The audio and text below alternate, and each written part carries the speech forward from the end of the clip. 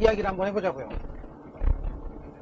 한동훈과 윤석열에 관해서 얘기를 해볼 건데, 일단 지금 좀 너무 작용화되어 있는 세상 같거든요. 일단 뭐 기본적으로 제 생각은 그래요. 일단 세상 자체가 너무 사회, 언론, 뭐 뉴스, 뭐 기타 등등 모든 것들이 조금 작용화가 되어 있는 것 같습니다. 근데 이거를 전제로 놓고 보자 이거예요. 작용화되어 있는 세상, 이제 모든 이야기가 시작이 되는 거란 말이에요. 뭐 제가 뭐 구구절절히 설명 안 해도 다들 아시겠지만, 일단 윤석열하고 한동훈은 찢어졌어요. 찢어졌죠. 뭐 다들 그렇게 뭐 알고 있고. 그러면 근데 왠지 내 생각에는 안 찢어진 것 같아. 둘이, 윤석열하고 한동훈이 아직은 사이가 그렇게 나쁘지 않다, 아직은 뭔가 둘이 해보려고 하는 것 같다 라는 느낌이 좀 강하게 들거든요. 그렇게 생각하게 된 계기가 뭐냐면, 예전부터 왠지 그냥 뭐라 그래, 느낌이 좀 있었단 말이에요.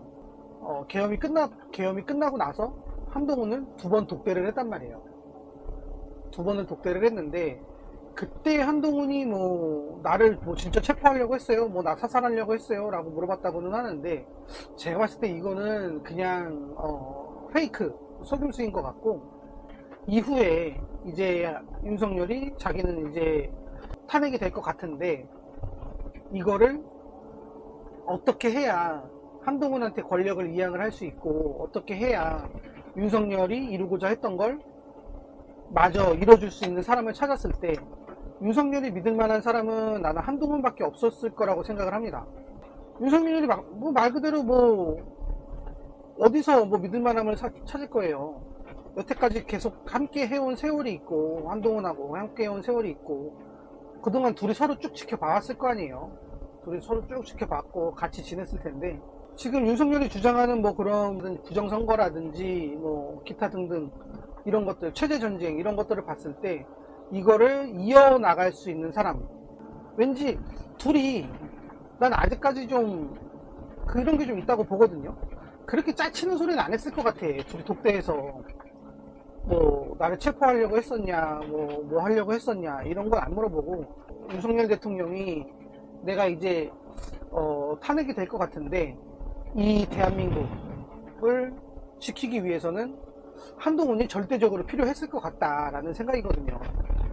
윤석열의 1차 목표는 일단 1차적으로 반국가 세력이 너무 많다라는 걸 알리는 것, 그리고 그거를 뿌리를 뽑으면 좋은데 이미 계엄을 했고 탄핵이 되는 마당에서, 탄핵이 될 것 같은 마당에서 앞으로 이 이후의 싸움을 누가 해줬으면 좋겠느냐라고 했을 때, 저는 윤석열이 한동훈을 선택했을 것 같거든요. 한동훈이 딱 부정선거가 있다라고 얘기는 하지 않지만 사전투표를 없애자고 주장을 하고 있잖아요. 근데 부정투표는 사전투표에서 많이 이루어진단 말이에요. 본투표에서는 이루어지지 않고 사전투표에서 이루어지는데, 사전선거를 아예 그냥 없애버리면 원천적으로 부정투표를 없앨 수 있다는 얘기죠. 거기다가 또 다른 후보들을 보면 조금씩은 다들 친중 행보를 했었던 사람들이란 말이에요. 반국가 세력이 친중 세력이잖아요. 지금 보면 우리가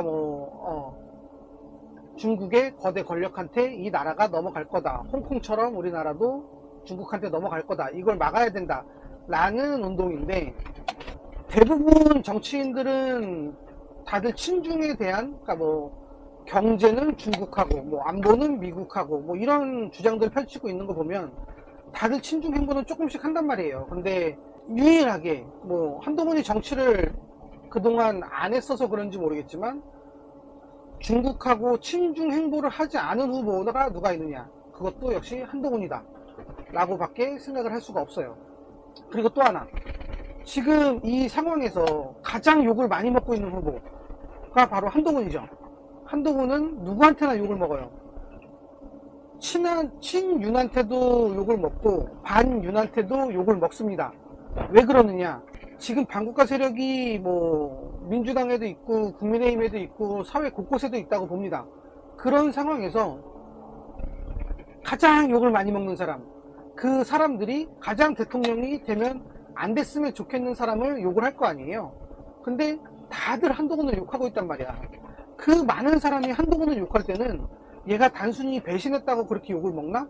라는 것보다 왜 이 사람이 이렇게 욕을 많이 먹나를 한 번쯤은 생각해 보는 게 맞는 것 같습니다. 왜 저 사람들은 저렇게 한동훈을 싫어하지?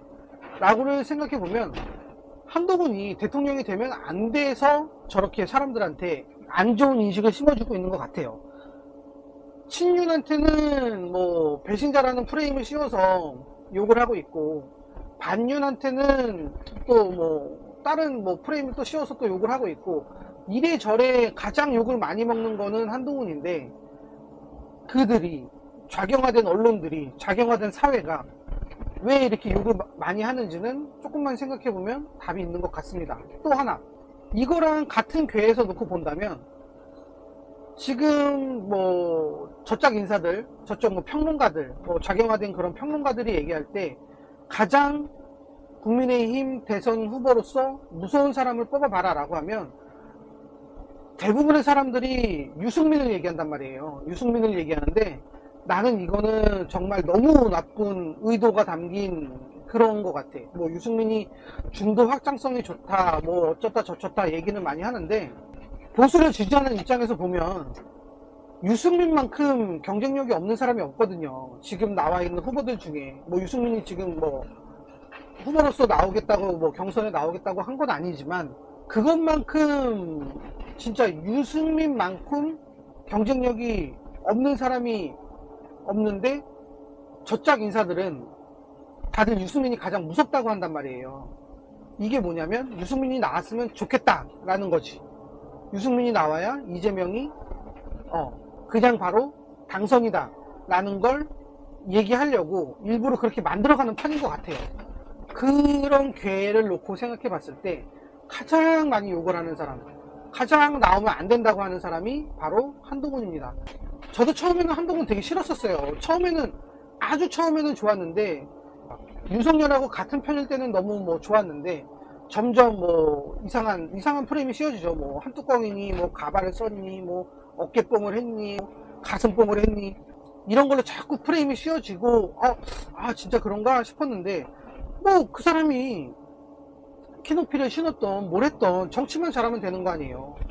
정치만 잘하면 되는 거고, 그런 거는 본질이 아니잖아. 우리나라를 어떻게 해서든 중국한테 구해야 되는 게 본질이잖아요.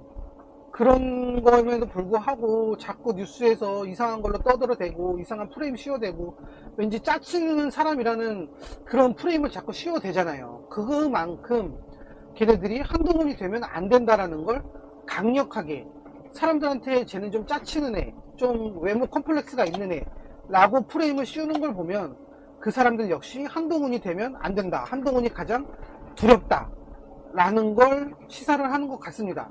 또 하나, 지금 이 상황에서 윤석열과 짬짬이가 있는 것 같지만 절대로 그 티를 내지 않는 사람, 절대로 그 티를 내지 않고 어떻게 해서는 자기들은 이제 윤석열과 등을 돌렸다 라고 얘기하는 사람도 역시나 한동훈이죠.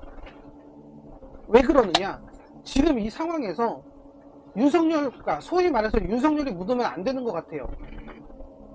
왜냐하면 국민의힘을 지지하는 사람은, 보수를 지지하는 사람은 어쨌든 뭐 민주당 후보, 국민의힘 후보가 나왔을 때 이재명이 싫단 말이야. 그래서 누가 나와도 2번을 찍는 사람들이 진짜 보수를 지지하는 사람들이에요.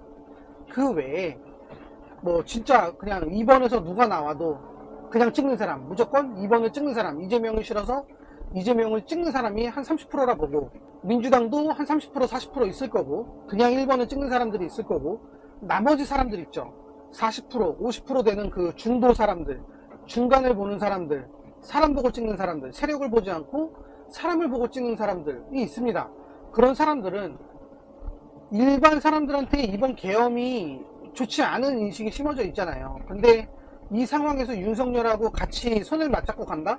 이거는 그냥 자살골이라고 봅니다. 저는 자살골이에요. 윤석열하고 같이 괴련한다, 이거는 자살골이라고 보는 거고, 그렇다면 가장 윤석열하고 척을 지고 윤석열을 묻지 않게 행보를 이어가고 있는 사람 역시 저는 한동훈이라고 봅니다. 그래서 둘 다 티를 내지 않고 있는 거고요. 이것도 그래서 이게 나는 제가 봤을 때는 계산된 행동이 아닌가, 계산된 행동 아닌가 라고 생각을 해요.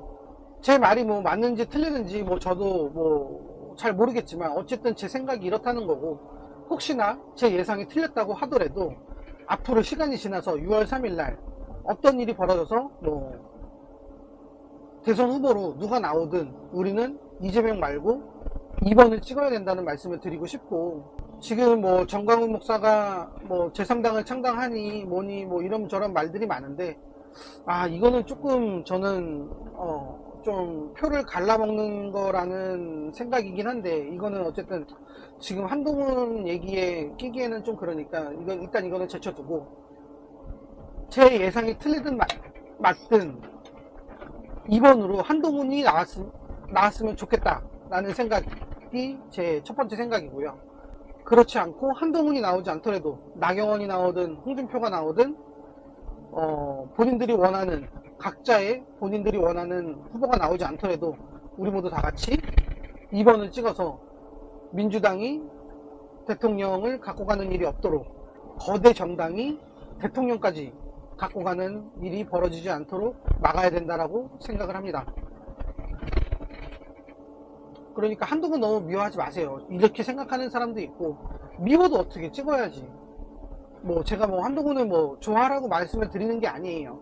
그냥 이럴 수도 있지 않나? 라는 그냥 제 의견을 얘기하는 거고, 설사 한동훈이 대선 후보로 나와도 2번 찍어주시고, 한동훈 찍어주시고, 저 역시 한동훈이 아닌 다른 나경원이든 홍준표든 뭐 김문수든 누구든 2번이 나오면 2번을 찍는 걸로 그렇게 해주셨으면 좋겠습니다.